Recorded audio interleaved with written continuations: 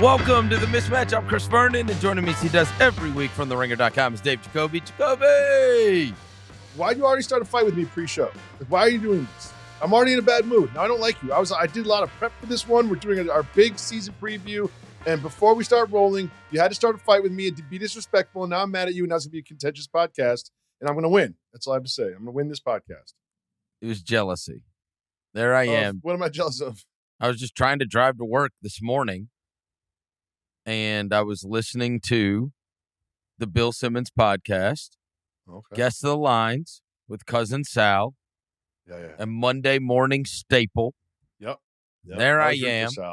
And there I am, driving along, and they bring you up, and they talk about you, and they say that you are that guy that can tie one on, that you can go hard in the paint, wake up the next morning, you got a tie on 7 a.m. Let's go. Let's do this. Like nobody even went out the night before. So I will tell you, since early this morning, when I listened to that podcast, I was like, what this guy, like he could just go out, do whatever he wants to do at all hours of the night, and then he's bright-eyed and bushy-tailed in the morning. They talked about you like you're the recovery king.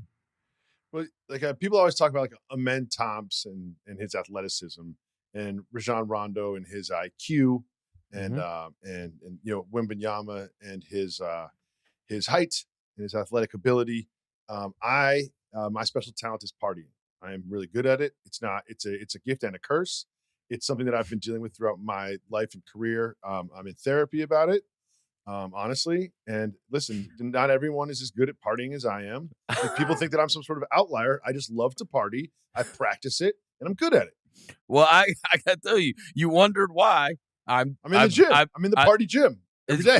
Why I'm jealous. I am like, I'll go to like some charity event. They'll be like, hey, free wine, whatever. I am incapacitated for like 2 days. Like I can't recover at all. I'm at the age, and we're around the same age. So when I heard that this morning, I was like, this idiot.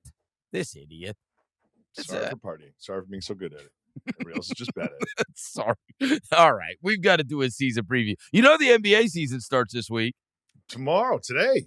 Listening today. Yeah. Games on every night. And we got the most important news, Jacoby, which is not that the season is starting, but that when we're watching NBC, we got to be watching halftime because we're going inside the mind of a Michael Jordan at halftime. That's happening, Jacoby. We have been disappointed by this. What? I am floored. You can't see through this, Verno. You are a vet.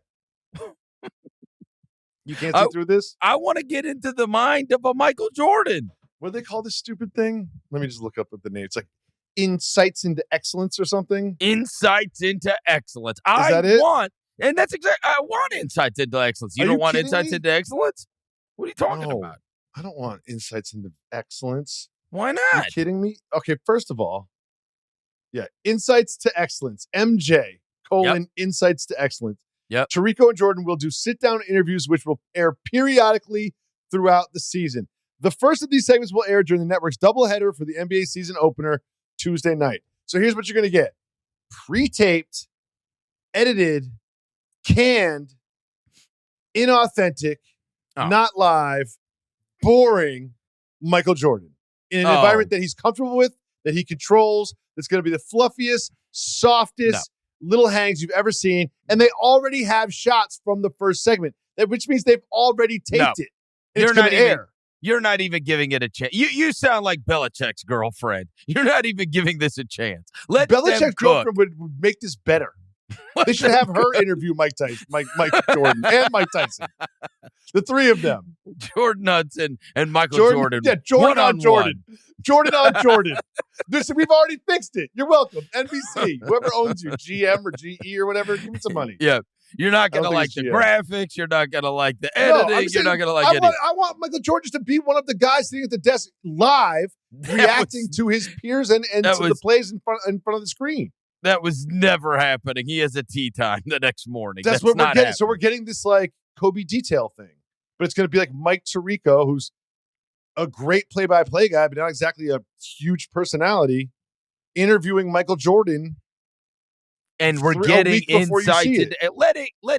Let's see what it is before you jump. Not going to be good. I know what it is. You know what it is too. The idea that you're excited about this. You're embarrassing yourself. You are embarrassing yourself right now. It's going to be amazing. Yourself. You're embarrassing. You know what? In fact, when we get done with this, I'm going to go watch Come Fly with Me to get ready for it. Please. Because I just want to see Michael Jordan on television talking about basketball. You'll get that. All right. We've got to make our season predictions. Don't be mad. Stop. So you know what? All right. Unlike Michael Jordan, we're going to be entertaining. But I've gone through this show in my head before. Like I said, I had all day to prep. I wanted to get all my preseason analysis in, look up my little stats and highlights I like to look at, player profiles and whatnot.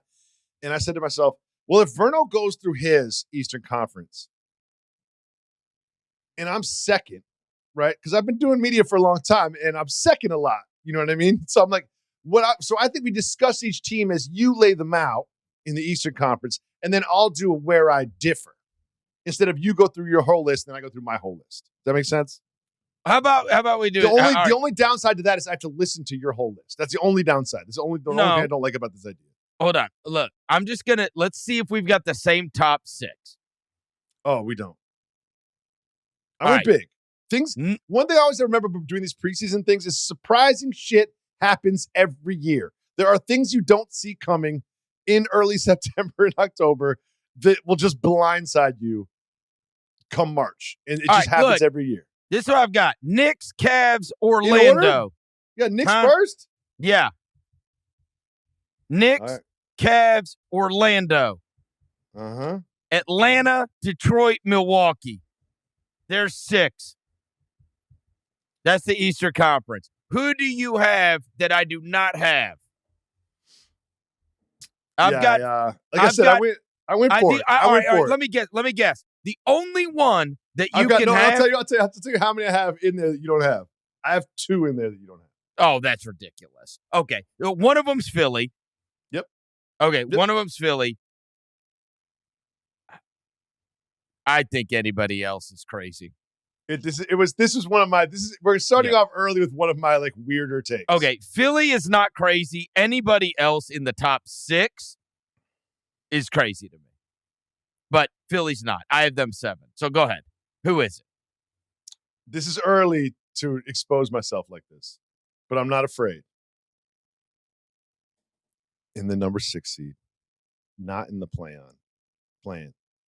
I have the Miami Heat. Oh, that's ridiculous. I listened. I looked at it. No. So just imagine this starting 5 with Coach Spoelstra.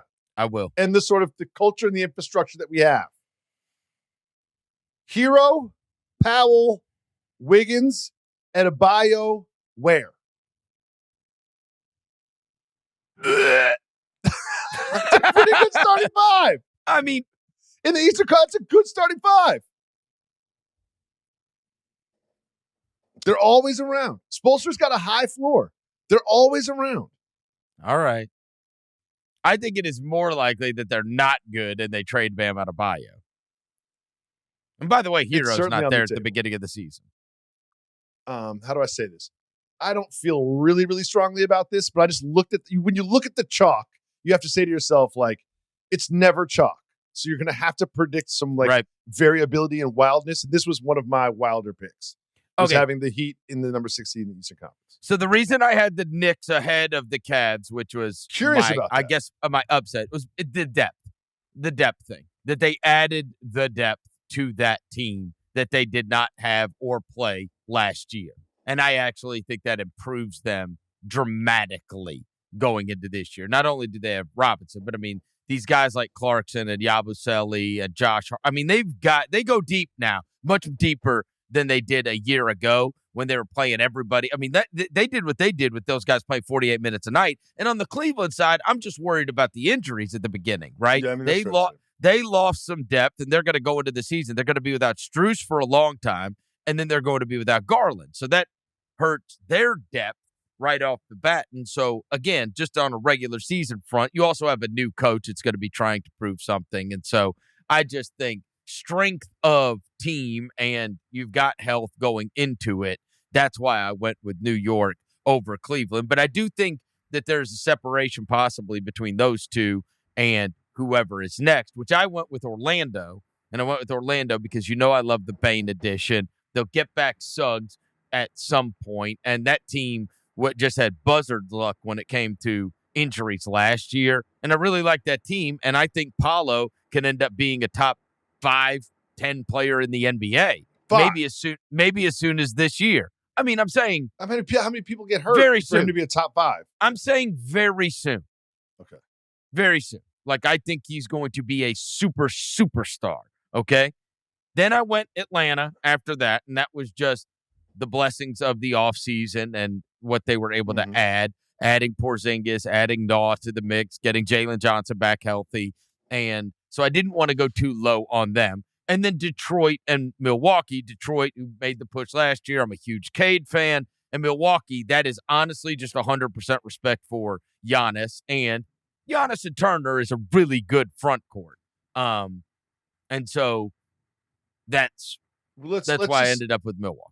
Let's pause there and parse through it, right? Yep. Because I have a lot to discuss. Let's first start with Knicks and Cavs. I enjoy the New York Knickerbockers. I like going to their games. I like rooting for their games. I don't like paying for the Gotham Sports app, but I'll do it to listen to Mike Green.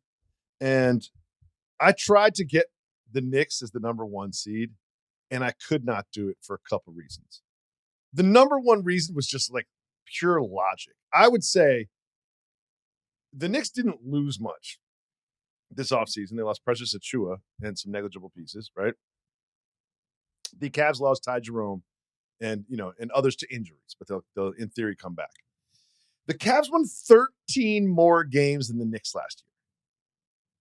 That's the part I couldn't get past. Okay, so what I would say is you get to do that once, typically, unless we believe that the infrastructure is so great that it's just going to be devastating no matter what. In Cleveland?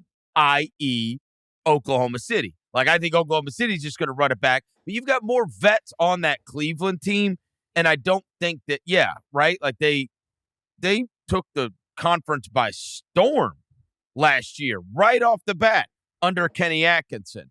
And so now there's going to be some regression when it comes to that. And so 13 games? Well, no. So say they win 6 less, right?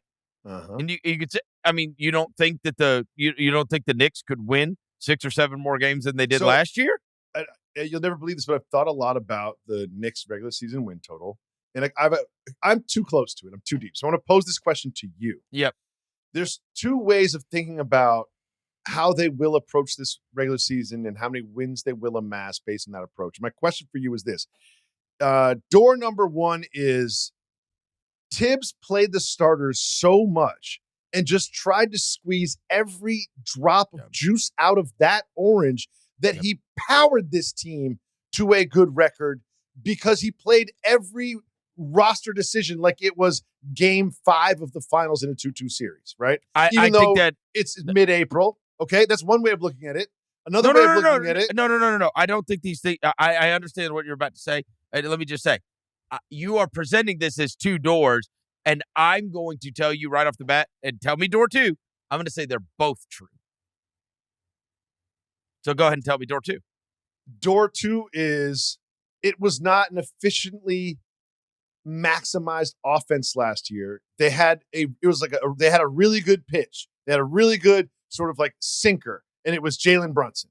And they just threw sinker after sinker after sinker, like Mariano Rivera. Like, I got one pitch, and I'm just going to keep throwing it when Bridges wasn't maximized offensively and Anunoby wasn't maximized offensively. You could argue that, I'd say after the first couple months of the season, that Cat wasn't maximized offensively, and that Mike Brown is here to sort of shuffle the cards and rearrange the deck chairs on the Titanic here and sort of and create a more democratic offense that's actually going to be the rising tide that floats all the boats, that brings them to more wins than they did last year. That's door number 2.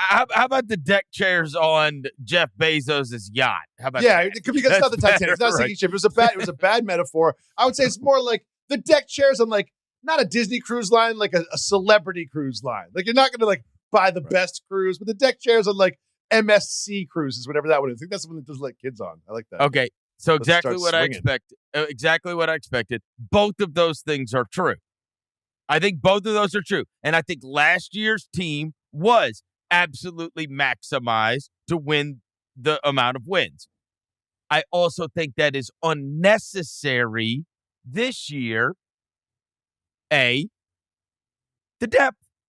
B, the new coach. Like, that's not the way. Like, Tibbs very well may have operated that same way, even if you gave him Yabusele, Jordan Clarkson, and more pieces, right? He might have just done that no matter what, but I don't think another coach is going to do that, and therefore, I think that makes you a much stronger team. I do think that they probably squeezed every bit out of last year's team, and certainly they did minutes-wise out of last year's team.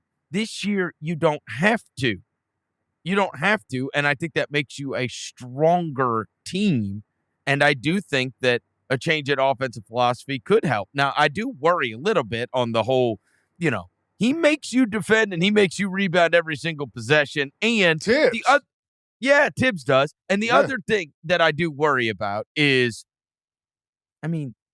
this wasn't choice one. Like, everybody, we talked about this throughout the summer, right? Everybody in the free world got a raise after they fired him. So don't tell me that you fired Tom Thibodeau and then sat back and go, you know what? You know who could really make us better? Mike Brown. Because he wasn't even in the top 5 guys that you thought could make you better, right? So that's the one thing that does worry me. I just think roster 1 through 8, I want theirs. I would pick the Knicks in a playoff series. I would pick the Cavs to have a better regular season series. I'm pretty confident I'll be right about that. I think having the best offense in the league, scoring more points than any other team in the league last year, and losing Ty Jerome, I think that they'll make up for that. I think that it's easy at this point. It's just sort of like getting injured right before the draft. Like, it seems very significant that Garland and Strus are out now, but it's not like they're missing for the season or they'll be back in February and March. Like, they will be back in a reasonable amount of time. I feel very confident in the Knicks and the Cavs. Now there's a lot where we defer here, but while doing my preparation, someone has to surprise you with the slide, and the team that I picked to not, this is going to be a bit shocking. I have the Orlando Magic in the plane. What? Yes. No. Yes. No. I told you, I'm trying to make this fun. No, trying to make this fun. But you don't have to make it fun by being goofy. That's ridiculous. Well, it has been well documented just how poorly they shoot from 3, like historically. And just their offense has just been broken for whatever. So Dwight Howard, who just got inducted in the Hall of Fame, was on the team, right? And the idea that Desmond Bane is going to walk in and fix all of the shooting and spacing problems, that the team that literally shot the worst, they shot 31.8% on three-pointers last season. The worst since any team since the 2016 Lakers. They were last in catch and shoot and off the dribble 3-point field goal percentage. The idea that Desmond Bane is a good fit makes perfect sense. The idea that Desmond Bane is going to bridge that gap or fix that problem or take them from worse to respectable, I just don't think is true. They've got injury problems. Is Suggs going to be Suggs again? And I just, I don't know how you can do it with a bad offense. I love their defense. I think Paolo's great. If one team is going to perform worse than we expect, worse than you look at on paper, one of them is going to. And after doing my research, I picked the Orlando Magic. And I'm likely going to be wrong, but that's my case. I am much more worried about Detroit than I am Orlando. Because Orlando was injury riddled all last year. Oh, yeah. It was just over and over again. And they were still able to do what they were able to do, and their defense and they are big, and again, it's the strength of that best player. Like, I think they're going to walk in many nights with a guy that has the opportunity to be, and honestly, if him and Franz are both healthy, and then they've got a couple guys that if they come along, if Anthony Black takes a step, if Jace Richardson takes a step, you don't know how the rest of them are going to come along, but I I'm a little more worried about Detroit just because of the whole Malik Beasley, Tim Hardaway, like that kind of infrastructure that they had. Obviously, the Ivy injury. I think I think everybody's kind of, and we might be mistaken about this, but everybody's kind of choosing between Atlanta, Detroit, and Orlando and try to figure out. I honestly think that you could poll 10 different people and you could get 10 different answers of who they prefer on those teams. You could make a case for all three, and you wouldn't be wrong. You just wouldn't be wrong. You know what I mean? Yeah. And I lean Detroit simply because I've seen it before. Right. I've seen it before. I haven't seen this version of Orlando, and I haven't seen this version of Atlanta. And I would say that on paper, they both, like, theoretically are better basketball teams over 82 games than the Pistons. I just haven't seen it before. And there are real health question marks that go with both those teams. The Mismatch is brought to you by FanDuel. All right. Basketball is back, and FanDuel is putting you in control right from tip-off. Every day to start the season, you get to choose your reward. Play it safe. Go for it. Feeling bold? That's your move. Whatever your style, you are in control. So what kind of better are you? I have got my eye on these opening games, and I can't wait to watch Tuesday night's matchups between the Rockets and the Thunder. Not going to lie. I think the Thunder are going to win that one, but that's not when I'm going to be opening up my FanDuel app and wagering on. I think that the LeBron-less, Luka-led Lakers will be hosting the geriatric Golden State Warriors, and they will be beating that team. I had the Lakers over the Warriors on Tuesday night. Obviously, the New York Knicks are going to hand the Cavs the first loss of the season, something that took them many games last year, if you remember. I got the Knicks beating the Cavs on Wednesday night, and on Thursday night, of course, it is going to be Jokic and the Nuggets again, beating the Warriors, sending them to 0-2 to start the season. That's what I have my eye on this week when I open up my FanDuel app. But don't forget, however you play, FanDuel's giving you the power to choose your reward and own your game every single day to start the NBA season. Head to FanDuel.com/mismatch to make your choice. You must be 21 and over and present in select states, or 18 and over and present in D.C., Kentucky, or Wyoming. Opt-in is required. Rewards are non-withdrawable. Restrictions apply, including bonus and token expiration, leg requirements, and max wager amount. See terms at sportsbook.fanduel.com. Gambling problem? Call 1-800-GAMBLER or visit rg-help.com. Call 888-789-7777 or visit ccpg.org/chat in Connecticut. Okay, so Orlando was the one you bopped out, but you did have Milwaukee in there. I did not have Milwaukee in there. So who did you bop out for Milwaukee? Philly? No, Philly's in.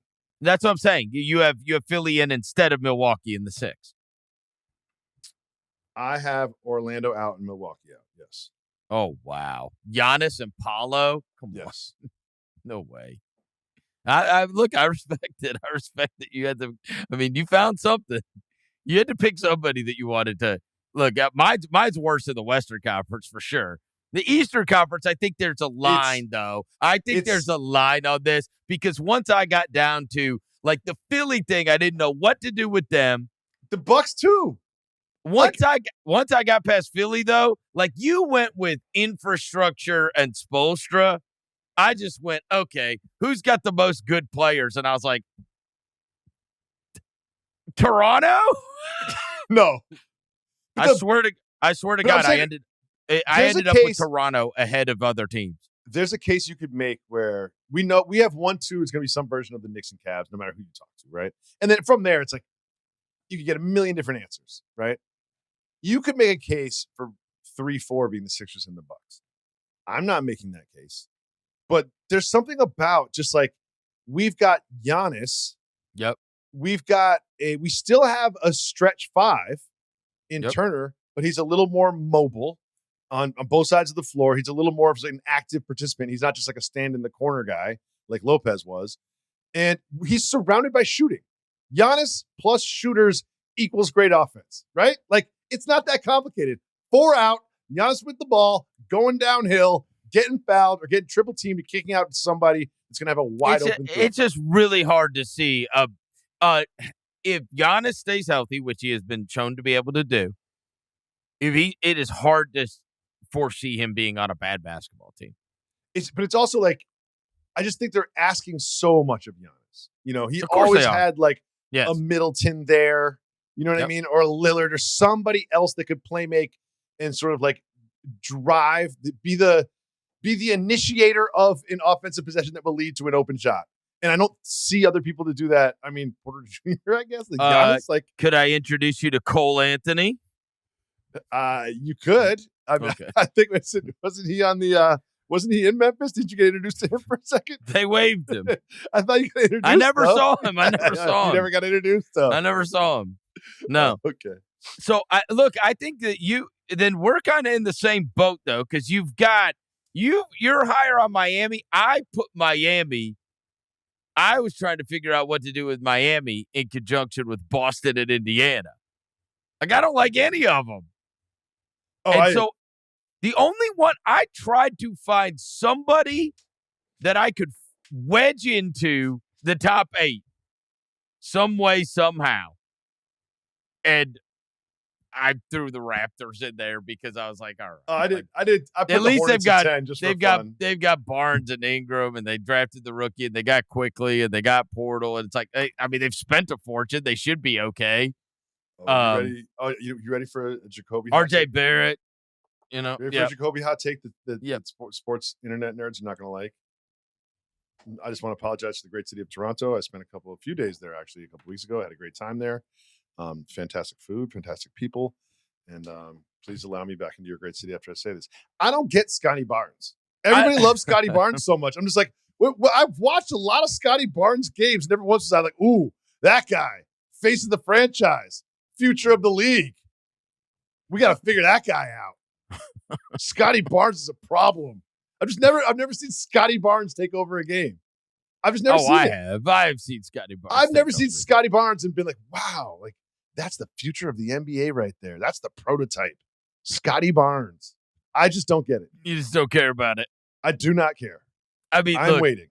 Look, with Barnes and Quickly and Ingram and RJ Barrett, and like they do have Dick. They've got Dick.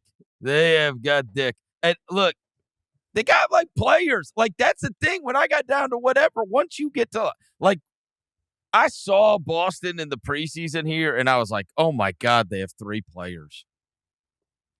I mean, they were playing their guys, but that's fair to say. No. When they're all like, if everybody's reporting, they're going to end up moving off of Simmons and try to find a landing spot for him. And maybe to Hauser what end, too. though? Like, if you move off of Simmons, what are you doing? No. Trying to win now? No, to cut the bill. To cut the bill. Like, this is bill cutting season. Yeah. You know what I'm saying? And it's like, damn, bro, they've got Peyton Pritchard, Jaylen Brown, and Derek White. You should see. I mean, their front court is gruesome. I mean, I got it. They're gonna. I mean, there's an amount of threes that, like, if you take 70, like, there's some of these nights where the math's gonna play in your favor, and you're just gonna make right. I'm not high on the Celtics. I'm not high. No. So I was down on the top 10. So I didn't know what. I didn't. I wanted to find like a Charlotte or a Toronto or somebody. I stuck Charlotte in at 10. You did? 10. I just love. I mean, listen. This is a LaMelo Ball. Are you for real year, or what are we doing here? Like, what are we really doing? What's happening? Are you? Well, they're also going to be fun to watch. Yes. The Miami thing I don't get with yours, but that's just infrastructure, right? Listen, I was just looking at the starting 5. Hero, Powell, Wiggins, Adebayo, where? I mean, who do you like? Where? Adebayo.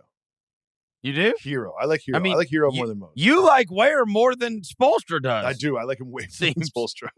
I love Ware. And I love Hero. I like Hero a lot. Okay. Yeah. All right. I would rather have Tyler Hero than Scotty Barnes. Yeah, I said it, Toronto. That's ridiculous. I'm just trying to. Come on. I know you are.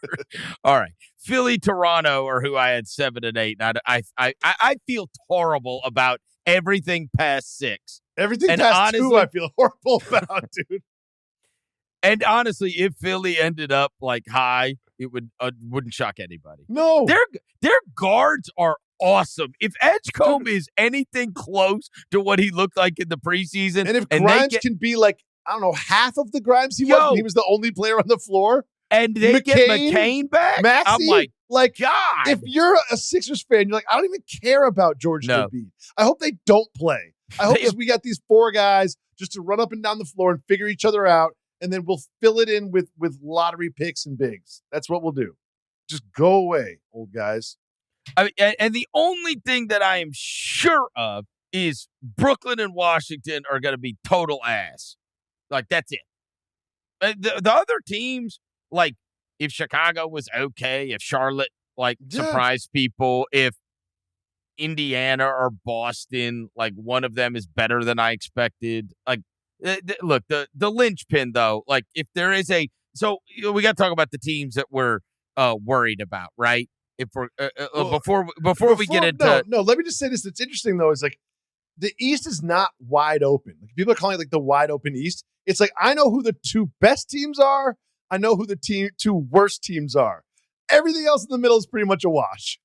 Oh, I don't think so. I mean, there's tiers. Obviously, I wouldn't say that the Pistons and the Hornets have the same prospects of the 25-26 season, but like, I'm really only sure about the top 2 and the bottom 2 teams. I don't know. I think there's no, I don't agree with that. I think there's a group of teams that would be able to withstand injury and still be pretty good. And then there's that group of teams that, like, one injury just destroys the whole thing. That's where I think there are, you know what I mean? That's where the difference in the teams truly shows up. Of the teams outside the top 2, let's imagine you had a friend that was a Knicks fan. Like, bro, if Giannis is out for 20 games, God forbid. Same thing with Trae Young. Yeah, of course. I mean, I don't believe that with Atlanta. I'm glad you brought that up. That's the difference.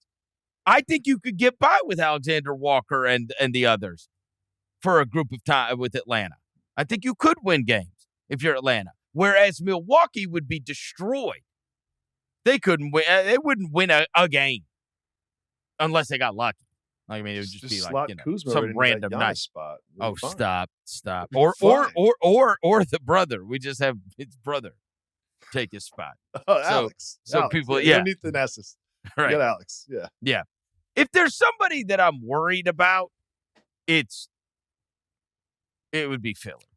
It would be Philly. You're worried about being worse or better than your expectations? No, better. That I'm too low, and like that they could end up being really good. Like that was just, it was a down year. They got injured. And like, I mean, geez Louise, if Embiid played 50,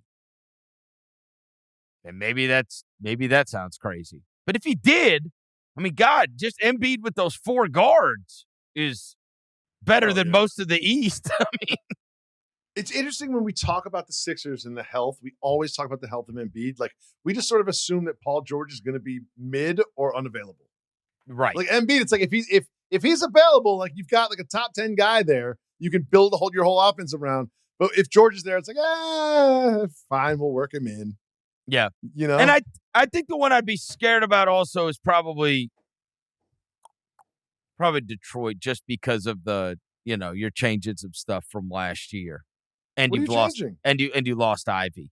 Well, I mean, Malik Beasley hit the second most threes in the entire NBA. That's fair. That's a real thing that happened.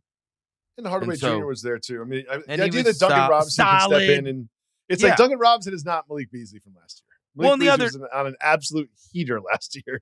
Yeah. And the other thing is the Ivy loss is a real one for an extended amount of time. And if they had him, I'd feel much better about it because, again, it's like you would want the same way we were talking about like Giannis and shooting or Paulo and shooting, which they at least got one, right? They had KCP.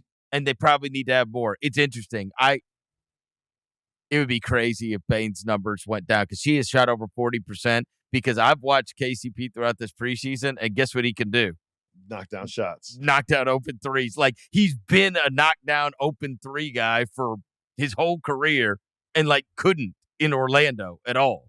And so it's like, if Bane isn't shooting 40% by January 1st, we need to have some sort of like voodoo, black magic, seance, just break out all the stops. Well, the hard part is if you are the guys that are shooting like that. Yeah, look, we talk about the whiteboard. The whiteboard just says, because Luke Kennard ran into this when he was in Memphis, right? Where it was just face guard Luke Kennard. If you're covering Kennard, covering Kennard. You're not even looking at anybody else. That's it. He's not like, that's it. Just face guard him. He's the one guy that they're going to kick out to that can actually make a shot. So just face guard him. And then we'll take care of everything else. You have no help responsibilities. Right. Don't even worry about where the ball is. No man in ball. None of that. Man. Right. So I think Bane might face that too because there is. Yeah.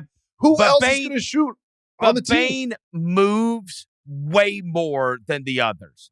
Yeah. Bane, like some of I like Bane. Bane can get his own shot too. But there is a role of being the kick out guy. The KCPs, the Kennards, the Cam Johnsons. You're the kick out guy. You stand there, you knock down the shot when they throw it to you. Your job is to space the floor, right? Mm-hmm. But those shots are, I don't know. It'll be interesting. My guess is Bane will be able to knock him down. It'll be fantastic there. But anyways, we were talking about taking sometimes it's not rocket science. The best player and then have flanking with shooting, right? Yeah. That's what I worry about on the Cunningham front. Cunningham is otherworldly. The shooting that he's kicking out to now is right. That's what I worry about. And maybe Duncan Robinson. Again, we got to see it.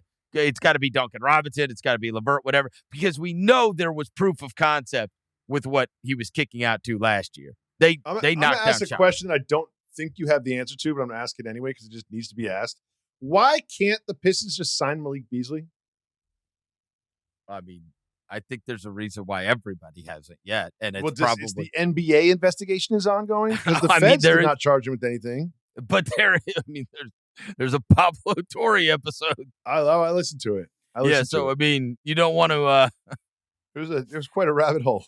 I think they've got to get through with the Ballmer stuff before they poke the bear again with Torre. Earmuffs, everybody. We're half an hour in, so there's no chance that anyone important is listening now, right? Did you hear the end of? I'm about to get quiet and say a secret. Oh, please. I don't think Pablo has anything else. Like, don't you think if he still had more bullets in the chamber? Like, it's been a little quiet. He had Cuban on. Yeah, but no. I didn't watch him in Cuban. Okay, then watch the end of it. You didn't watch him in Cuban. You did not sit there for an hour and a half and watch him in Cuban. I 100% watched it. You did? Yes. Tell me more. And at the end, there's I can't remember the phrase he used, but it led me to believe something like Cuban's unless you have something, unless you have more or whatever. And he was it was something like, just wait, Mark, or something or maybe we will. It was something like that. And I was like, oh God, he's just waiting. He's waiting for them to slap them on the hand. And then he's going to be like, here is the signed check from Silver's too smart. Adam Silver's too smart. He's going to get to Pablo somehow and be like, listen, this is what's going to happen. All right? Yeah, right. You want to keep swimming in these waters? We're going to come out with this disciplinary action, and you're going to keep quiet about it. You have every right not to. Yep. And if you do, we'll be watching. So what do you got? Just read off your 6 and your 10. I did it. Knicks, Cavs, Orlando, Atlanta, Detroit, Milwaukee. I just can't see the Knicks. I can't see the Knicks having a better regular season. It's fine. Than the Cavs. I just can't see it. I can't. And this is where I hated it. I went Philly, Toronto, and then I went Indiana, Boston. Philly, Toronto. I hated this. Indiana, Boston. Yeah, and I didn't have Miami in. No Miami, no. Oh yeah, Philly's there. Yep. I didn't have Miami, Charlotte, Chicago, Brooklyn, Washington. Oh, I have the Pacers in there. No Pacers, no Charlotte. Yeah, I've got. Mine's pretty simple. I hate this. I hate Cavs, these picks, Knicks, Pistons, Hawks, Sixers, Heat, Magic, Bucks, Pacers, Hornets. It's tough. This is a tough exercise. Tough. It's a tough exercise. The Western Conference makes more sense to me than the Eastern Conference. Okay, so the team I took a flyer on is Toronto. The team you took a flyer on is Miami. Yeah, essentially. And I'm higher on the Sixers just because, like, I don't know, man. Look at the Yeah, roster. that's fine. Okay, so like, but if we're in terms of the Flyers, right? Because look, you're not going to find some kind of massive deviation from the mean that everybody is picking this stuff. Like there's nobody's sitting there going, and I've got Charlotte 4. Like that. Come on. All right. We've all kind of got the same teams in different orders, and the margins aren't it's great. Mexican food. It's like, mine's a taco. Like, right. No, because it's got an open face. Well, mine's a burrito. Oh, are you closed the face? It's like, it's all the same shit. So you got to find somebody that we think could be better than what they're projected to be. My team that I think could be projected better than what they're projected to be is Toronto, and yours is Miami. Yeah, I think that's fair to say. I think it's totally fair. All right. That's fair. And if either one of them, again, like once we get past a number, any of those teams, like really once we get past Philly, any of those teams, like I'm lower on Orlando than you are. Yeah, that's true. There's something about it. Okay. Something about that offense. It's just like, I don't think Bane is going to fix everything. I think he's going to help, but I just don't think he's going to fix everything. You do have to score at some point. And if Jalen Suggs is out, how long is he going to be out? Is he going to beat Jalen Suggs when he's Jalen Suggs again? Look how many games they won last year, though, with all those injuries. It was crazy. Do you remember? It was like they were injured. Paolo goes down. It's like we all have to rally around Franz. And they do. And then Franz goes down. It's like we all have to. Who was that? I forget who said, like Wendell Carter. So it's like we all have to rally around Jalen Suggs. And they did. They did. Jalen Suggs had like 30-point games. And then Jalen Suggs get hurt. And everyone looked at Wendell Carter in the locker room. He's like, I don't know, man. Orlando Magic. Orlando Magic. Orlando Magic. We all have to rally around Puff. Yep. All right. Western Conference. Oklahoma City, Denver. You don't have a different two. No. Okay. Now, we're agreeing, getting down to 3, and I'm going to guess this is where we break ways greatly. Dramatically break away. Dramatically break away here. Oh, you can't wait for this. Oh, I'm excited. I have the number 3 team that was in top 5 defense and top 5 offense. 3 through 6. Oh, God. Clippers, Warriors, Wolves, Rockets. Warriors at 4? Yep. Unbelievable. Are you sure? Yep. Thunder, Nuggets. I'm with you so far. Yeah. Clippers at 3. You have the Los Angeles Clippers at 3. Yep, until Pablo ruins it. But go look at their roster. I got the Clippers at 3 too, Verno. Top 5 offense, top 5 defense. They got dramatically better in the offseason. One of the best coaches in the league. They were one of the best teams last year. John Collins. Just like objectively one of the best teams last year. Yeah. And now I've got Brad Beal and Chris Paul. What could possibly go wrong? Okay, so we've got the top 3 together. We've got it. Together. All right, then where did you break from? I just want to say that your number 4 team I have as my 10 seed. I'm saying that. What? Yes. You don't think the Warriors are going to be bad? I think they're in the play-in. I just don't see it. I might be crazy. 3 out of every 4 games after the Butler acquisition. Because they had to. Because they had this brand new guy. They're sprinting to the finish. They needed every one of those wins. They needed every one of those wins. They were playing 4 or 5 months of playoff basketball with their heads on fire. You think but those players team is going to do that again? Horford's in his 19th year. Curry's in his 17th year. Butler's in his 15th year. And Draymond Green is in his 14th year. And when you get past those guys, it's a lot of Quentin Post, Guy Santos, Moody, Kuminga, and Pajemski. Wait. You're not allowed to name the best 3 guys as players 8 through 10. Who are the best 3 guys? No. Moody, Pajemski, and Kuminga. Those are their best 3 guys? I'm saying that aren't starters. Oh, sure. Yeah. I didn't put them in order. I mean, they have Curry and Chavano, and they've got Jimmy Butler, And they've got Draymond and Al Horford. Like, come on, bro. That team is good. What? You just, that is a good You think they'll have a better basketball. record than the Timberwolves? I mean, You think they'll have a better record than the Rockets, who were the 2 seed last year? This and is traded all Brooks and Green for Durant. I think these teams are all within 2 games, like last year. You know, seems like you're backing off your stance. The difference between Memphis and the Lakers was like 2 games, 3 games. I've heard. I've heard you say that every pod. Yeah, so this is not going to be a big difference between these teams. I don't think the Warriors will end up with more regular season wins than the Timberwolves and the Rockets. I think you're just wrong. You're wrong. I think you know you're wrong. You're doing my thing where you're just kind of like, there's going to be some variance. Weird stuff is going to happen. Why do you? All right, just explain this to me. Why do you like Minnesota's starting lineup more than you like the Warriors? I have the Minnesota at 5. I'm not very high on Minnesota. All right. So the answer to your question is Anthony Edwards. That's the answer to your question is it's literally one. Because Steph Curry died. I forgot. It's That's right. It's Anthony Edwards. Yeah, Steph Curry. And okay, I forgot. I totally forgot. You're right. Steph Curry died. I forgot. He did? What happened? He must have. Like, what are you talking about? Sean's giving me a notification. Okay, I like one player who I didn't used to like, but now I've warmed up to a lot. That's how you're acting. Now you're professing that Anthony Edwards is better than a 5-man unit on the other side? Like, oh, well, this team has Anthony Edwards, and so that's why it's better. Okay, what about the other 4 players? You like their lineup better?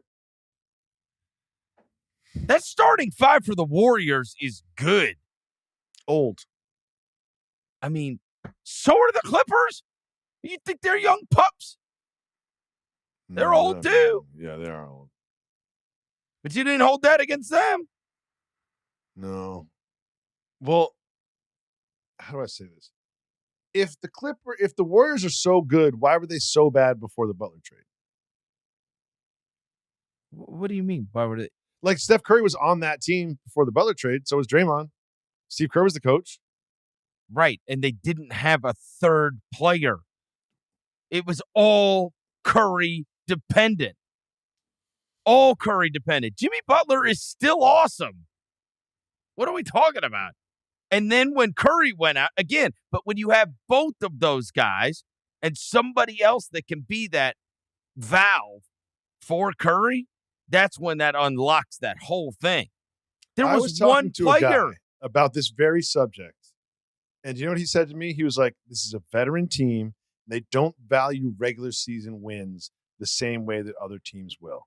And what they're going to do is make sure they're doing just enough throughout the regular season to be at their best during the playoffs. And that same person that said that, Chris Vernon, said they're going to have the 4th best record in a very competitive Western Conference. I just don't think those two people are speaking from the same brain. Again, I think 3 through 6 are going to be within 2 games of each other. So you're splitting hairs here. This is not like I think they're much better than them. I think it's like, 1.5 games. This could very well come down to, they could all be tied. If they all ended up with a 3/4 court heave at the end of a game in early December, that's going to be the difference between the 6 seed and the 2 seed. If you told me all those teams had 48 wins, it would not shock. Exactly. Yeah. Or whatever. It is. I mean, that is fair. We can sit here and talk about it. I'm surprised you don't like the Warriors, because I think I just think they're. I don't know, man. I just don't see it. I just don't see it this year. I mean, they're 31-11 after they got Butler. You could say they had to win every game, but they did. They did. Yeah. But I think if you also look at, they weren't playing the best of the best during that run. And I also think that some of those were sort of like goofy late season wins, that because not every team is motivated to win games. So it's not a true 31-11, right? Look, act like they were the only team that needed to win down the stretch. All these teams needed to win down the stretch. All of them. All of them needed to win down the stretch. They weren't the only team. Like, oh, they're trying, but everybody else is just safe in their spot. Like everybody was dogfighting to try to not have to be in the play-in. Jimmy Butler's pounding down the door of the front office at the facility because he wants to know what the plan is. And they're like, don't worry. We got Al Horford, Shake Milton, and Seth Curry coming. Everything's going to be fine. I think sometimes you got to rattle that cage, bro. You got to rattle the cage. Don't worry, Jimmy. We got Seth Curry and Alex Antetokounmpo if he doesn't make the roster in Milwaukee. Come on. The only way, look, I am lower on Houston than my peers. There's no question. I'm not. Explain to me why it won't work. Like I tried to go down this road with Houston. I don't see why it doesn't work. Okay, you lost the player that makes everybody better in Fred VanVleet, and you gained a player that doesn't make people better. Everybody, Kevin loves Durant Kevin. Doesn't make people better. How does he? Makes a team better. How? Because when they need a basket, they've got a guy that can get his own basket, which was the problem last year. How'd that work for Phoenix? I just watched it happen. Watched it. I happen to be watching some of the Starting Five on Netflix. We've all just acted. I did forget how injured he was last year. You do forget stuff like that. You're like, they were number one in the Western Conference before KD got hurt. Oh, God. He came back and they stunk. Yeah. Give me a break. They weren't even in the playoffs. They weren't even close. They weren't even in the play-in. That team was a broken team. Okay, but everybody has just forgotten that happened. Like, I just watched him go to a team that we got burned on. And I'm not saying that Kevin Durant is not still an outstanding player. I'm saying as a team, what I saw from Houston last year happened with a group, right? And I'm not saying, and that group no longer exists. Okay? Okay. It doesn't. No, I know. Players, okay. Yeah, they don't have Dylan Brooks and Jalen Green. They do have Kevin Durant. And Fred VanVleet. And Fred VanVleet. Right. Sure. And so I just watched this happen with Phoenix. I just watched it happen. They said, well, they don't have Cam Johnson, and they don't have Mikal Bridges, and they don't have this DeAndre Ayton, but they've got Kevin Durant. And again, that team did go to the finals, so it's a little bit different, but I just watched it happen. You told me Kevin Durant was better than having all these other guys that led me to winning. Okay, and so now you're doing it again. I'm saying the masses are doing that again. Okay. I'll say this. I understand how you can make that comparison, but I think it's apples to lobster tails. And I think that the identity of the Houston Rockets last year was their defense. And I think that Dylan Brooks had something to do with that. I think it's fair to say. Something? But, yeah. Okay. Yeah. And Fred had something as your point of attack? I think that they will still have a very, very strong defense. And I think that anyone who watched that team knows what they were missing was some sort of like go-to natural scorer, which they obviously have one of the best ever in Kevin Durant. And I believe in their coaching. I think that you can't look at the Phoenix Suns sort of like infrastructure, coaching, and front office and instability and compare it to the Rockets. I think the head coaching situation in particular. And I also think that when you have a team with an identity, a defensive identity, the way that the Houston Rockets have, and you add a scorer and it costs you a little bit of organization and defense, I think that's a net positive. And I also think that they've got flexibility in terms of, do you want to see the biggest five that you've ever seen on the floor at the same time? We can do that. Do you want us to also go small and put like Durant at the five? We can do that. They have a lot of versatility of lineups and a lot of and they always have defense. Okay. And the other thing that is like what I just watched at Phoenix is they're doing now again I loved it with VanVleet, but now we're doing point guard guy committee, and I just went through arguing that for 2 years too. I'm tired of hearing about Shepherd and Dillingham and how important they are this season, because if they were so good, they would have been good last year. You know what I mean? If they were playable, they would have gotten played. I hate point guard by committee. I hate it. And I don't trust think of when it's worked recently. I just don't trust it. So that's the only reason I'm a little lower on Houston than again, if they had VanVleet, I'd feel so much better about this. I thought that was a devastating injury. I will say this. Maybe I'll be wrong. I think that losing Dylan Brooks is a good defender, and losing him will hurt. It's good for perimeter defender, right? I think that offensively, I think that losing Green obviously is not that big a deal, and I think that the loss of Green and Van Vliet, I'll take Durant. I'll take it. Okay. But I'm just saying, I just watched Kevin Durant be the best player on a terrible team. But you haven't watched Starting Five. He's very likable. You'll get roped right back in. If you watch Starting Five, you would have the Rockets higher. Very likable. It really is. Comes off really good in this thing. I think, he's a normal guy. I love Kevin Durant. I love Kevin Durant, but I mean, it's 2025. It's not 2015. 37 years old, and over the last 6 years, he's played an average of 46 games. That's not great. Okay. And watching the Starting Five, I was like, oh, yeah, he did get hurt. There's nobody. Yeah, then he got hurt again. Oh, that's right. Okay, so look, I felt solid in the top 6. Again, you can mismatch the order. Let me reread: Thunder, Nuggets, Clippers, Warriors, Wolves, Rockets. Sure. I've got the Lakers in and the Warriors out of the top 6. But that's just a Luka thing. That's just Luka. That's just Luka. I think the Lakers are going to suck. I understand that. And I think that the LeBron thing is we're doing foreshadowing here.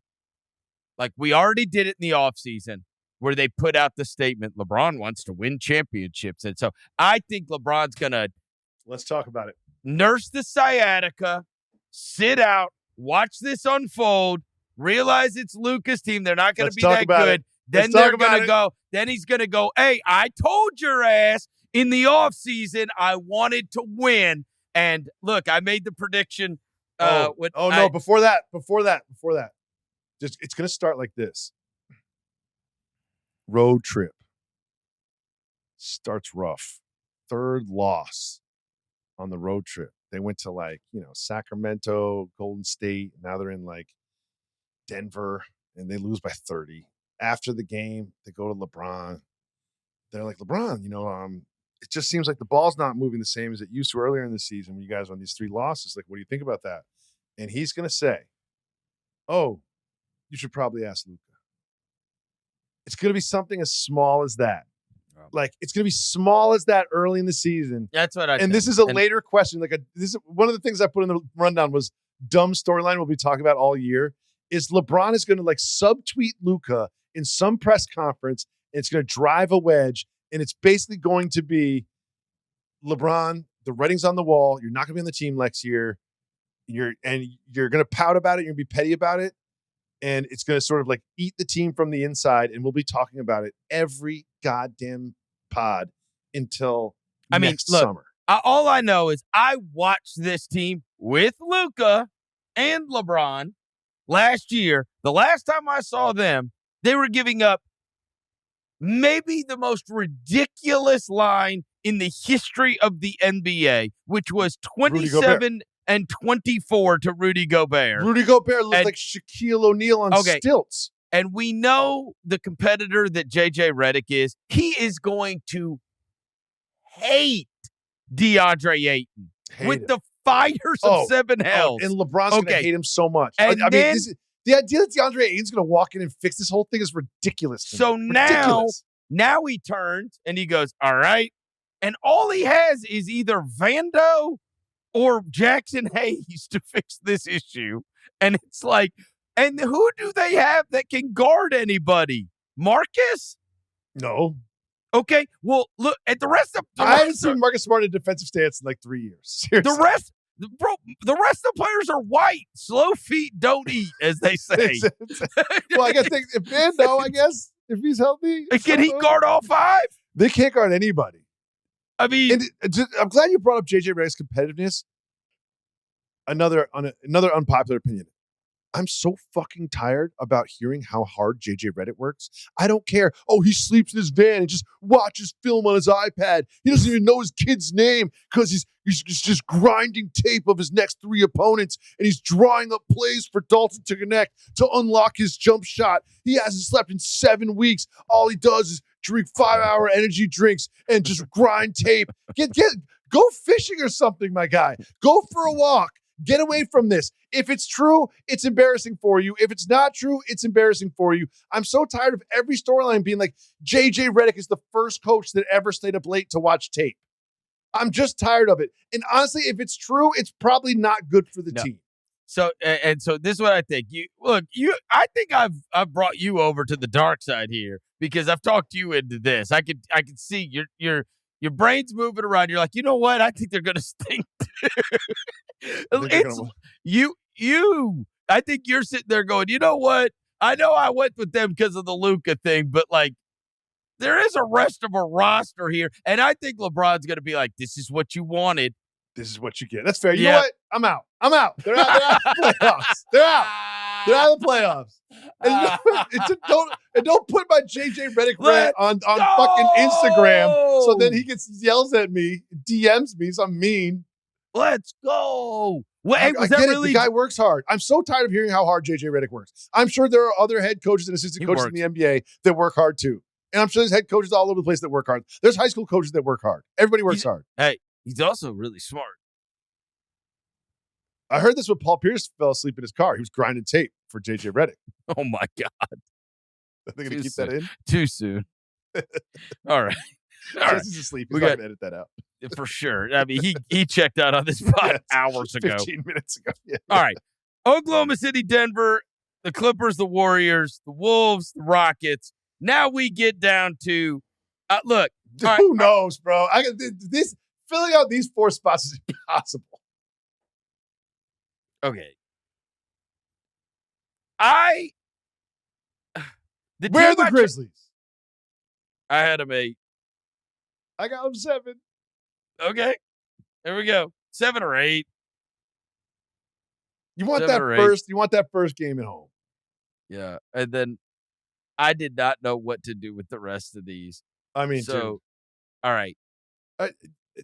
The Mavs and the Spurs could be anywhere. Okay, so here's the deal. On the Spurs front, that whole thing is Wembanyama dependent. And the same way that people can, I don't understand how people can't like it's very easy for people to say maybe it's just because it's a longer sample size with like Morant not playing and go, yeah, but how many games is Morant going to play? How many games is this guy? But on the Wembanyama thing, like that's the whole team.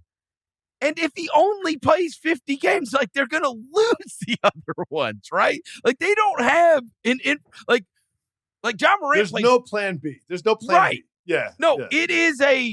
This is the universe. And so can he stay healthy? Is he playing 65, 75 games? The same thing goes on the Anthony Davis front. Go look at how many games do you think the Mavs lose if I tell you Anthony Davis plays half the season? Which is not a crazy thing, by the way. 41 games? No, I'm just saying, let's say he plays 60, 55. That'd be whatever. 60 would be fine. If I was the Mavs, I'd be sign me up. You'd sign up for 60. Okay. Yeah, hell yeah. But I mean, what are they going to look like when he doesn't? Abysmal. Abysmal. Stop. Abysmal. And without Kyrie, abysmal. So that's my problem here. Like, that's why I've been trying to shoehorn the same way I tried to shoehorn somebody. Who is the team that I could see being better than what people think? Okay. And so I went with Toronto and I landed on Portland. That's my thing. No. And I don't even have him in the top 10. I couldn't put him in there. I've been high on Portland all summer. I think Portland is what people think San Antonio is, which is the team that moves from the 30s up. Oh, I like this. Right? Somebody moves from the 30s and then takes the jump. And if that happens, I would bank on Portland. And it's just because they're 9 or 10 deep. And so maybe the lesson is like, bro, it's better you can withstand. You can withstand injuries. Plus, they got rid of DeAndre Ayton, who sucks. And so then they've got, now? And I love Donovan Clingan, right? I loved him in the draft. Kamara is like one of my favorite players in the league. Bro, they got Jeremy Grant coming off the bench. Do you know how much better Jeremy Grant? I'm saying, but do you know how much better he is than a lot of people's wings? I would take Jeremy Grant in Memphis tomorrow. Tomorrow. Like, and he's not even like, may not be a starter there. And if Shaden Sharp takes a leap, and now you have an adult in Drew Holiday. Don't forget Avdia. And Avdia came on big time in the second half of the season. Like Eurobasket, yeah. Also, 90% of these teams do not defend hard every night. And like, so when you run up against a team that does, it's just going to add up to wins. Like, they're going to get wins just because they play awesome defense. That's the same thing with Orlando last year. They just won those games. Hell, they beat you 93-91 just because you're annoyed because you're only scoring 91. And then you get to go and play somebody else the next night, and it's 142-138, you know? And it's like, these teams that, like, only care about defense, like, he's really built that into. Now, they may not be able to score enough, but I'm going to bank on, like, maybe it's an Orlando thing and they could just win these games by strangling you out. So this might be just an East Coast thing, but I feel like they get some good schedule wins from West Coast road trips. Of course they do. People focused on the Golden State stop and the Clipper stop and the Lakers stop, and they overlook in like the Denver stop, and they overlooked that Portland stop. They kind of bunched it in with like the Jazz stop and the Sacramento stop, and I think they get a lot of like trap wins, is what you call it in football. Yep. All right, so I think that it's going to be. So I went with. You have no idea. Oh, this is hard. I thought you froze. What is wrong with you? No, because I crossed it out. Who'd you have 7? What'd you do? You did Memphis 7. I did Memphis 7. All right, I'll move Memphis up 7. And then I got Mavs at 8, Spurs at 9, Warriors at 10. God, I can't believe you have the Warriors so low. So all right, so I talked you out of the Lakers though. We'll let you switch it. I'm not putting the Warriors in there. I had to shoehorn Portland in somehow. I wanted to. I couldn't do it. I shoehorned him in there. All right, so who do I kick out? Lakers or Spurs or Dallas? Dallas. You kick out Dallas. But they're going to get LeBron at the All-Star or at the trade deadline. Kyrie. Oh, they're going to get LeBron? They're going to get LeBron. Yeah, there you go. They trade AD back to LA? No. They trade Klay Thompson. Ew. They trade Daniel Gafford. Ew. They trade what? PJ Washington. They trade all of Luka's buddies back to LA. This is the Grand Nico plan. Oh. And then LeBron gets to go play. They trade Pelinka for Nico. No. And then Kyrie, LeBron, and AD all play together in Dallas. Okay. Klay Thompson. If I just paid $10 billion for the Lakers, I don't know if I'd be ready for that.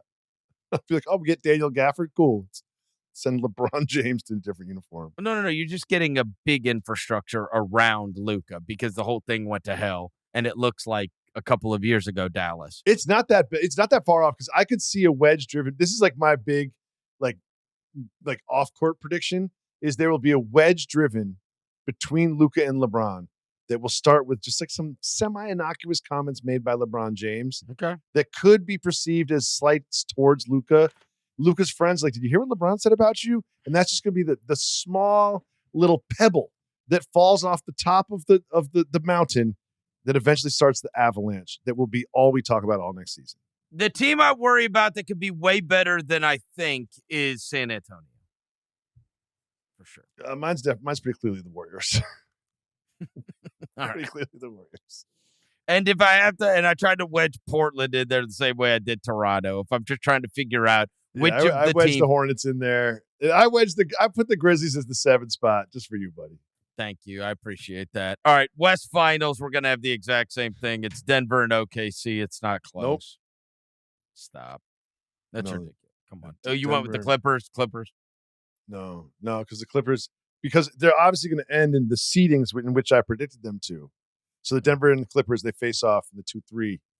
So I've got the Rockets beating the Thunder in the conference semifinals. So it's Nuggets-Rockets in the Western Finals. All right, and I've got Nuggets-Thunder.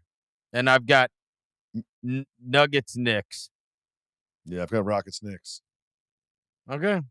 Oh, wow. What's that, 94? 95? 95. 99. 99. Yeah. 99. Allen Wait. Houston. No, that was the Spurs. Yeah, it was 95, right? Whatever what's it called? The Rockets, Knicks. Come on. 94. 94. Yeah. I had it right. You said 95, but yeah.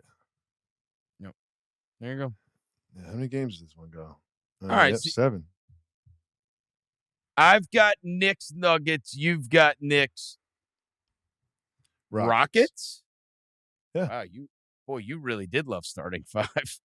I do. He's so All likable. All right. We did not do the awards with who we think is going to win. We do who we want to win. Because you can just look at your FanDuel app and look at who's favored. You know what I mean? Like, yeah, I think Jokic is going to win the MVP. I do. He is. That's just not good podcasting. Are you surprised he's not favored? Who's favored? SGA. To win the MVP? Yes. Oh, you've got to be kidding. No. He is. I don't see it. All right. I said Paolo or Cade would be the best case scenario because it's a young American. I mean, or Edwards. Oh, this is what I have. We talk about LeBron and Luka all season long, but finally that starts to subside after the trade deadline. And then all we talk about is the MVP race. This is what I want to happen between Victor Wembanyama and Anthony Edwards.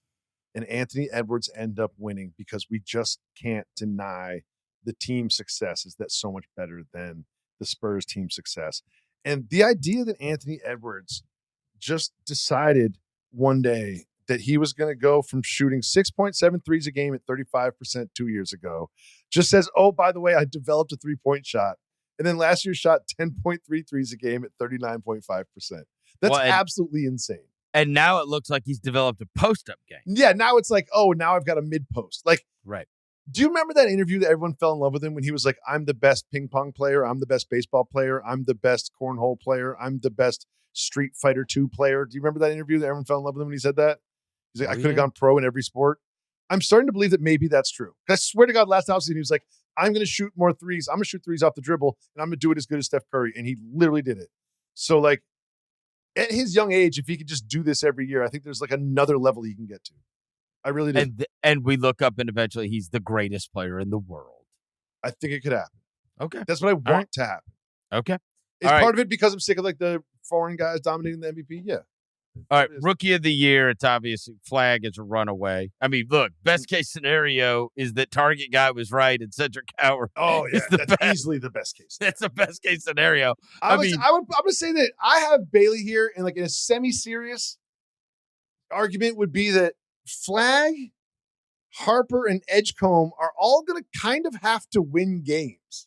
Like the point of the team is to is to have team success. Whereas Bailey's like, the point of the team is to develop the skills of our young players. So he might be given so much rope that the counting stats will be undeniable and he'll be the rookie of the year. I mean, he averages 25 points a game.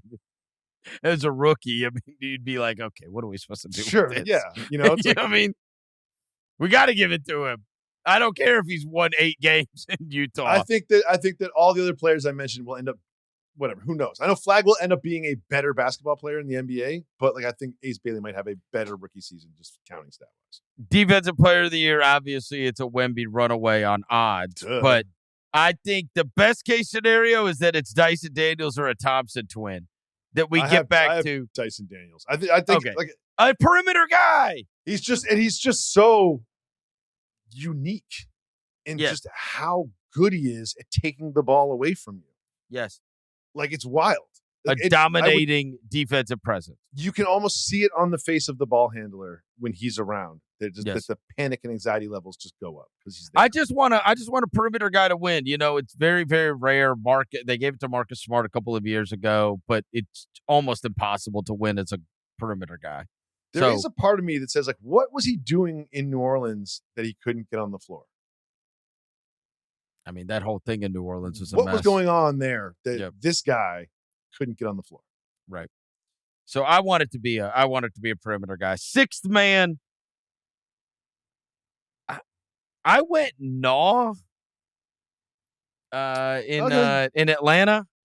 I think, right? Like he got the contract. If we expect Atlanta to be good, Jordan Clarkson's got a crack at it maybe in New York. I could see him just making like headlines just by, Jordan Clarkson's going to have a 30-pointer, right? Jordan Clarkson will get the highlight and New York spotlight points. That's what I'm saying. But I don't think he'll be the sixth man of the year, like legitimately. Like he might be in the conversation because of like the New York bump and the sort of like the TikTok, Instagram algorithm bump. But he's not going to be the sixth man of the year. And Alexander Walker was kind of like, ended up starting a lot, but also like, that's Nas's deal in Minnesota. So I couldn't put Nas down there. I think he's going to start too much. Yeah. So I'm going to say Alexander Walker, right? He's going to play a ton of minutes for that team. I think Atlanta, because they're not very deep. So he's going to play a ton of minutes for that team. And I think he's really good.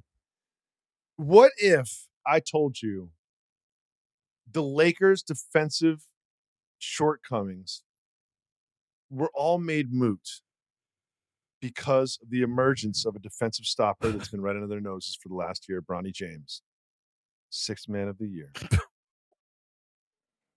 He's had his defensive reputation ever since high school. He's going to be the reason that they've got a top five. No, I'm sorry. Oh, my God. Let's consider DeAndre Hunter. He's going to start. He is. Strus is out, yeah. But he is listed. Because I feel like they could win 65 games and he could be a six man. You know who else was listed and he might come off the bench enough. Like they might, he might end up coming off the bench. Who else was listed was John Collins. I was like, really? John Collins I think John Collins is gonna start. I'd be starting him. Yeah.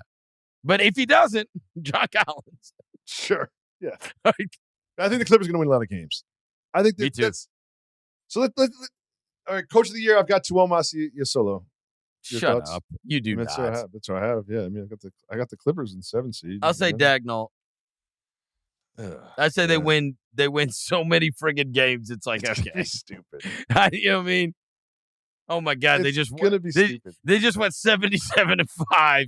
We have to give it to them. We'll wrap up with a couple of our takeaways from all of this. But here's one of the things I was thinking when I was doing this. I was trying to get the Nuggets above the Thunder. By the way, I've also got to add in. I had Dagnall because I think they're going to be the best team by a wide margin, but I also threw in a little Darko and Chauncey as my two, right? Because Darko, those are just based on Toronto. If everything goes the way that Verno thinks it's going to go, then sure, Darko and Chauncey will be. If either of those teams I tried to wedge in there, if either of them end up being good, those are the guys that like could have the win improvement, and it's like people start talking about and want to throw them as people that may or may not use the FanDuel app from time to time. I know what you're doing. You get your little like minus 130 bet in with a big number, and then you throw your little like plus 800 bet with a small number. That's what you're doing with the Darko and Chauncey. The Darko and Chauncey. Yeah, you're just like, here's the Flyers. Yeah, here's the Flyers.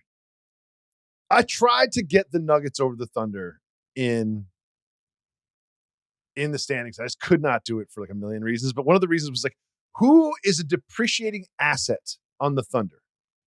Like, which basketball player is not supposed to be better than they were last year? All I can think of is Caruso and Hartenstein. No, this is and where both of them are like. What gets super sickening is it like Chet didn't even play last year at all. And by the way, AJ Mitchell was hurt last year. He's awesome. Dude, Summer League, it took like one quarter of the first game in Summer League. I was like, what is this guy? No, AJ Mitchell's awesome. And what if the Topich guy's awesome? It's ridiculous. It's ridiculous. Anytime someone has some sort of like testicular problem in surgery, it just heart goes out.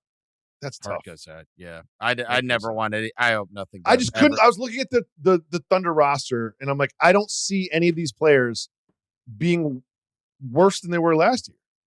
Like they're all on the ascending. Well, and also they're going to start the season without Jalen Williams, and like nobody's like, yeah, well, we'll see how they do without Jalen Williams. Like everyone's just expect, okay, they're still going to be Oh, God, Casey Wallace has to play, who, like, hit shots from behind the backboard in the preseason. I was like, okay. I texted all of my friends. I was like, all right, enough is enough. If you're going to freaking making shots behind the basket, this is stupid. Well, one thing that's going to be really tough for you is, like, when they get to the playoffs next year, they will have battle scars. Oh, they've got them now. Now they've got for anybody who doesn't know what I'm talking about on the Casey Wallace thing, there was a play in the preseason. I can't remember who they're playing. They defend for 24 seconds. The guy shoots a damn air ball that falls and bounces. I can't remember who shot the air ball, but it's like an end of the shot clock air ball. It starts to bounce before the end line.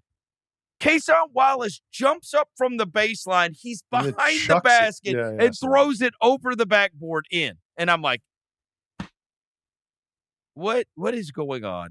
Seriously. If you can't get a stop that way, you can't get a stop. Like, this is getting absurd.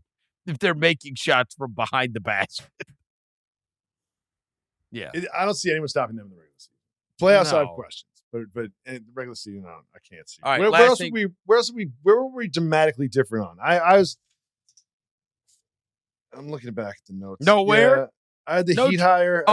You're dumb about the Warriors and the Lakers. I'm dumb about the Magic. But other the Magic. No, I'm dumb about the Magic too. Yeah, and the Warriors Lakers thing, you're way off on that. Yeah, way off. The Lakers one I feel worse about. Now that we've realized that LeBron James is going to sabotage the entire season because his ego is more important than the Lakers, that I made that mistake. Now that I've gone down that hypothetical highway of exactly how this Lakers season is going to go, it's going to be miserable. It's going to be Luka versus LeBron, and it's going to be nothing direct. It's all going to be indirect, subtweeting, inferences, just like talking out the side of his mouth. Rich Paul's going to say something here and there. It's going to be a mess. Report he doesn't have sciatica. I'm reporting LeBron James does not have sciatica. Shut up, Jacoby. I talked to my wife. She had sciatica. No. I said, could you play basketball when you had sciatica? She said, no. I said, well, LeBron did it. So probably doesn't have sciatica. No, he didn't. That's a fact. You can't disagree with me. He didn't play. All right. Dumb storyline that we're going to get roped into this year. Obviously, LeBron is number one. The LeBron-Luka feud is going to be great. Hopefully, Giannis made it go away, right? For at least a while. I can't do Giannis for a full year. I mean, look, we've got the old standbys every year, which is, how do we fix the All-Star game? Oh, please. I can't do Kawhi. Oh, really?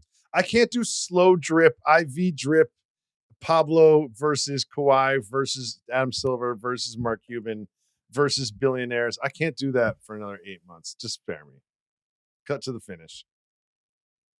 I mean, Baxter Holmes hadn't even put his thing out. You know that's going to be. I mean, the only Baxter Holmes thing we got was like Kawhi's impossible and Uncle Dennis is like it's going to be backed up too. So who knows? Like that one's all the Lakers stuff. That we're you know what, there keeps on being this slow drip of that sale and.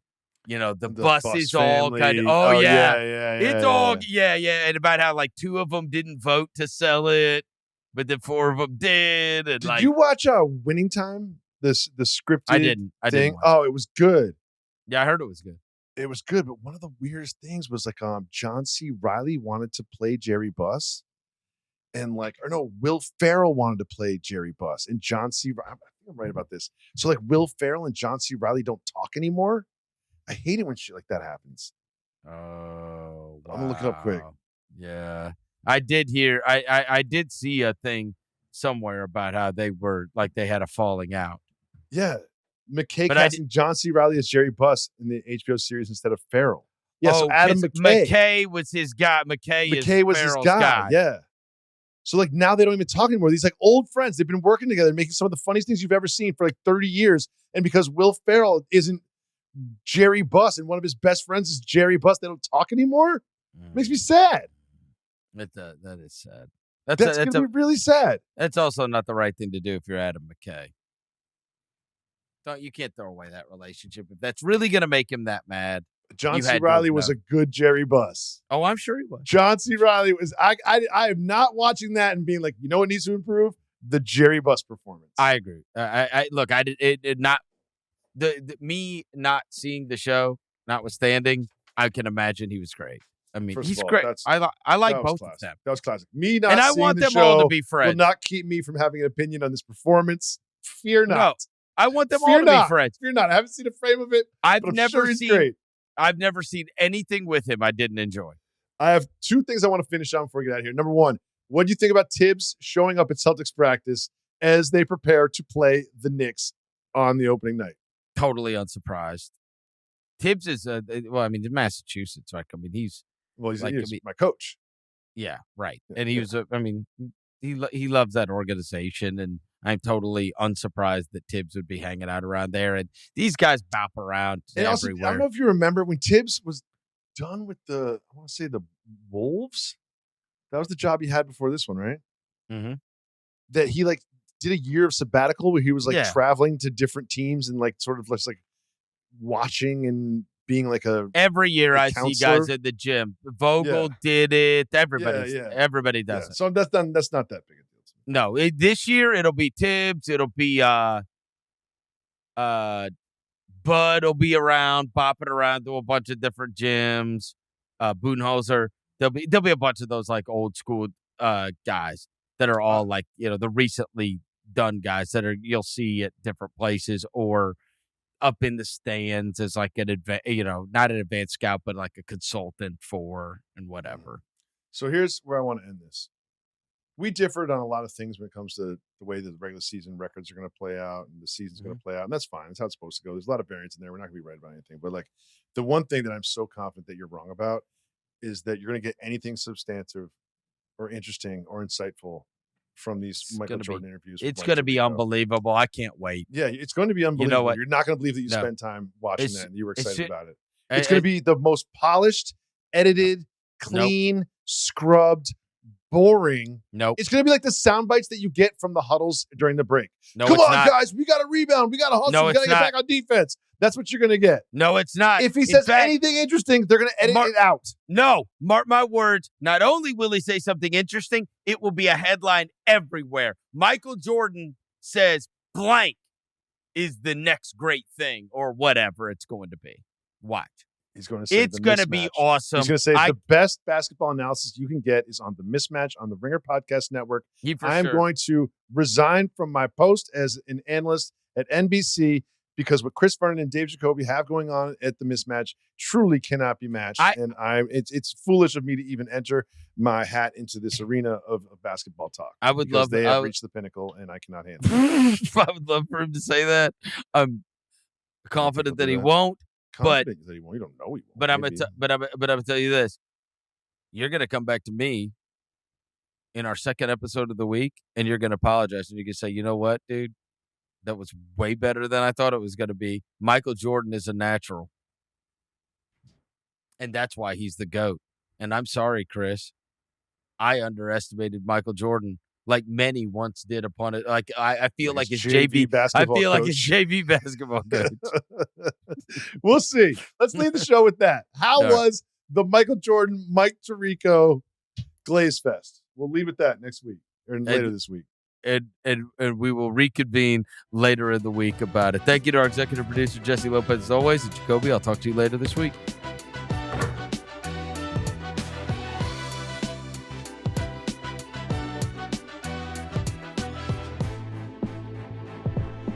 Must be 21 or over and present in select states. For Kansas, in affiliation with Kansas Star Casino. Or 18 and over and present in D.C., Kentucky, or Wyoming. Gambling problem? Call 1-800-GAMBLER or visit rg-help.com. Call 1-888-789-7777 or visit ccpg.org/chat in Connecticut. Or visit mdgamblinghelp.org in Maryland. Hope is here. Visit gamblinghelplinema.org or call 800-327-5050 for 24/7 support in Massachusetts. Or call 1-877-8-HOPE-NY or text HOPE-NY in New York.